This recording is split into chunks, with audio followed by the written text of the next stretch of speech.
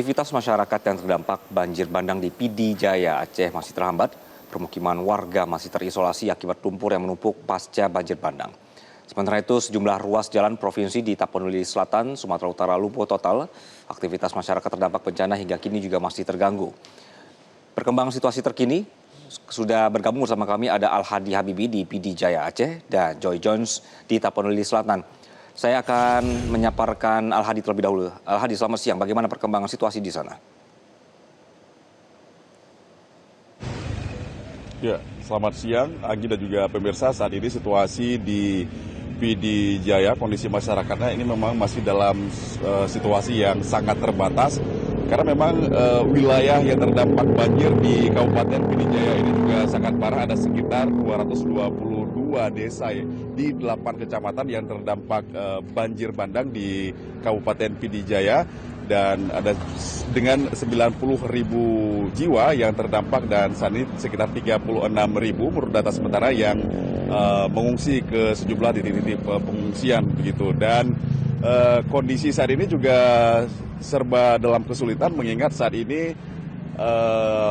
pasokan atau distribusi bantuan yang ada ini juga sangat terbatas. Kemarin memang sempat ada masuk bantuan, namun bantuan yang ada sangat terbatas dan belum cukup merata, sehingga memang sebagian masyarakat korban banjir dari amatan dan juga dari wawancara kami dengan warga mengaku belum mendapatkan bantuan sama sekali. Selama ini beberapa warga ini secara swadaya mencari cara sendiri gitu untuk bertahan hidup dengan cara mencari sumber-sumber makanan yang masih ada, misalnya dengan membeli begitu di beberapa toko atau kedai. Memang masih ada 1-2 yang menjual makanan, tetapi itu adalah stok-stok lama begitu, barang-barang lama, sehingga saat ini stok lama tersebut juga sudah semakin tipis, sehingga membuat warga ini juga sangat sulit untuk mendapatkan bahan makanan.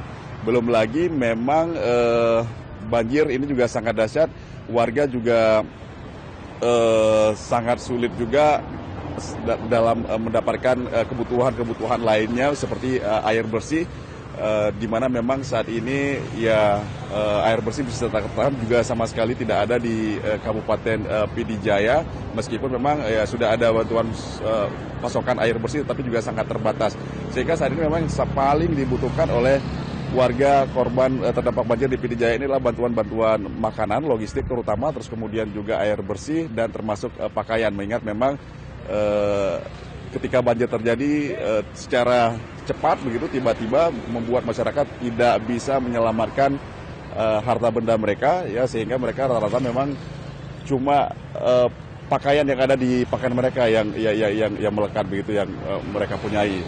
Karena itu memang untuk pakaian termasuk juga obat-obatan ini juga sangat dibutuhkan, mengingat memang beberapa warga juga mulai terserang berbagai macam penyakit yang ditimbulkan dari dampak banjir, baik itu demam, kemudian juga gatal-gatal, termasuk juga ada yang anemia, ya, sudah lemas kondisinya.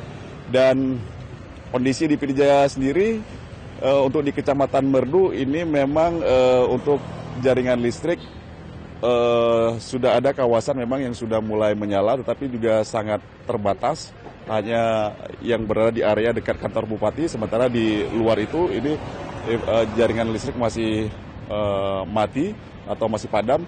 Terus kemudian untuk akses telekomunikasi untuk Pidi Jaya ini memang jaringan ini sudah sedikit mulai membaik, tetapi juga masih belum merata.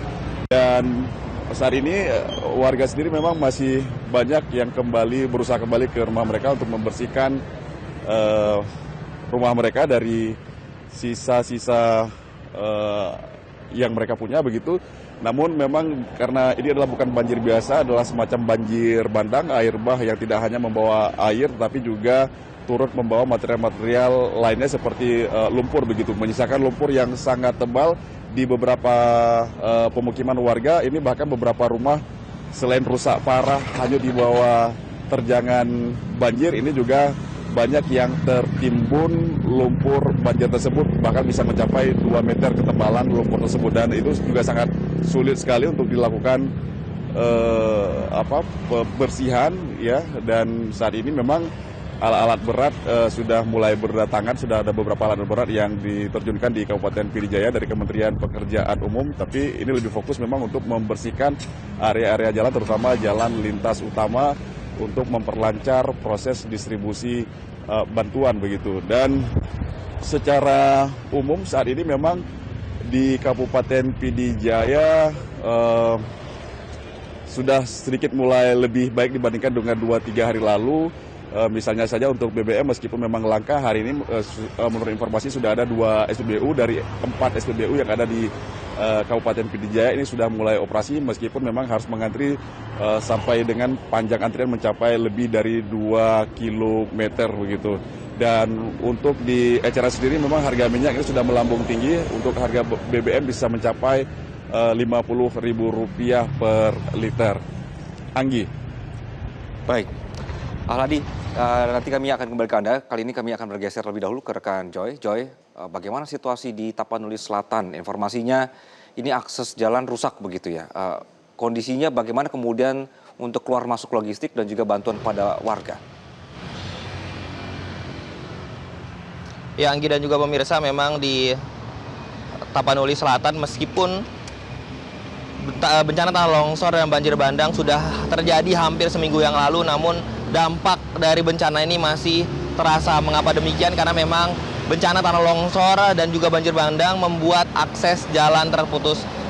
Bukan hanya rusak, Anggi, namun jalan benar-benar terputus dan kendaraan sama sekali tidak bisa untuk lewat menghubungkan antara kota Padang Sidumpuan menuju kota Sibolga.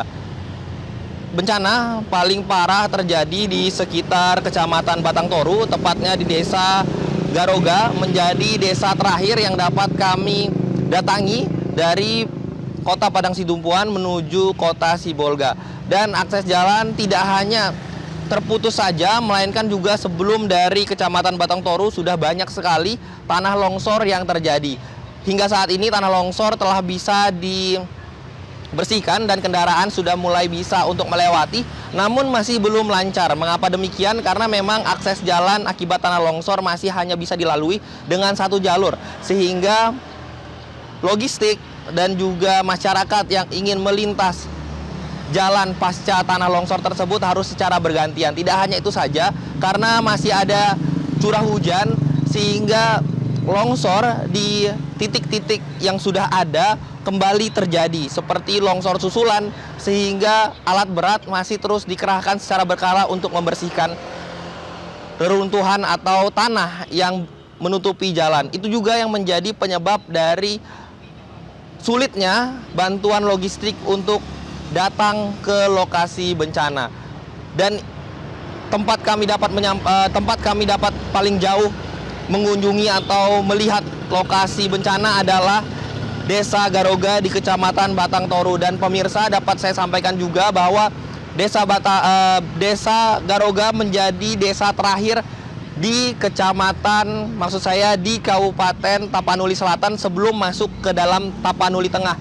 Dan akses menuju Tapanuli Tengah dari tempat saya melaporkan saat ini sudah terputus total. Masyarakat hanya dapat melalui jembatan darurat yang terbuat dari batang kayu, dan itu saja hanya bisa dilalui satu orang secara bergantian dan hanya dilalui oleh masyarakat yang ingin mengantarkan barang atau memberikan suplai barang ke desa seberang Desa Garoga, yaitu ada di Kecamatan Tapanuli Tengah yang masih terisolir. Kecamatan Garoga dapat saya sampaikan bahwa itu maksud saya Desa Garoga merupakan desa yang berada di pinggir jalan lintas Sumatera. Belum lagi, Anggi dan juga pemirsa, banyak sekali desa dan kampung-kampung yang berada di Kecamatan Batang Toru dan sekitarnya yang masih terisolir sampai dengan hari ini. Kemarin pada saat kami berada di lokasi, banyak juga masyarakat yang menghampiri kami dan mengatakan bahwa desa saya masih terisolir dan desa sebelah saya juga masih terisolir. Mereka menembus isolasi dari desa mereka masing-masing untuk menerima bantuan. Demikian, Anggi dan juga pemirsa, gambaran sulitnya situasi saat ini di Kabupaten Tapanuli Selatan, tepatnya di Kecamatan Batang Toru dan sekitarnya. Baik. Joy, bagaimana dengan listrik? Tadi Anda mengatakan sudah berusaha ya untuk sampai ke desa paling dekat dengan Kota Sibolga yang sampai hari ini masih terputus. Listrik bagaimana, Joy? Kemudian bagaimana kemudian warga-warga sekitar ini bertahan sampai hari ini, Joy? Ya, Anggi dan juga pemirsa, untuk warga yang dapat kami ketahui hanya warga yang berada di Desa Garoga.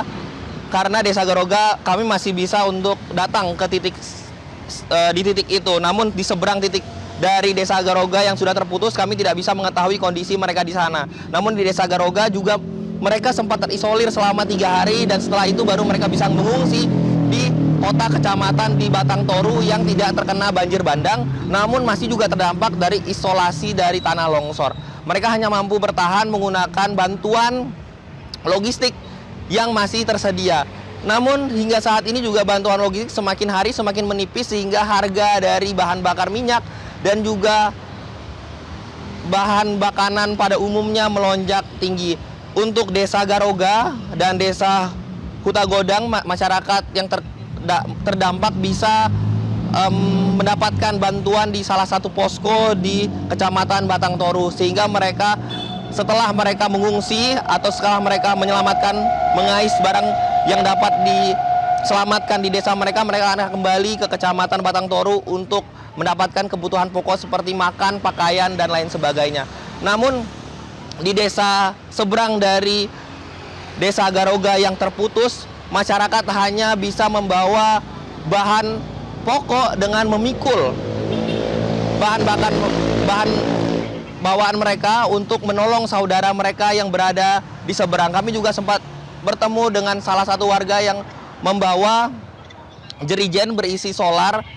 Pada saat saya bertanya, ini mau dibawa kemana seperti itu, dan warga tersebut mengatakan bahwa ini mau dibawa ke desa seberang karena beras sudah habis, tidak ada bensin atau tidak ada bahan bakar untuk menggiling padi yang akan mereka gunakan untuk kebutuhan mereka di sana. Anggi, demikian aksesnya dan informasinya juga kami masih belum jelas bagaimana mereka bertahan di sana. Yang jelas bantuan memang masih sangat diperlukan.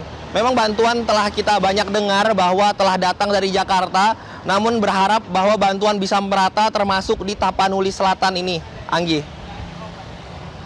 Baik, Joy Jones melaporkan dari Tapanuli Selatan dan tadi sebelumnya ada rekan Al-Hadi Al-Habibi melaporkan dari PD Jaya Aceh. Terima kasih rekan-rekan. Jelajahi cara baru mendapatkan informasi. Download Metro TV Extend sekarang.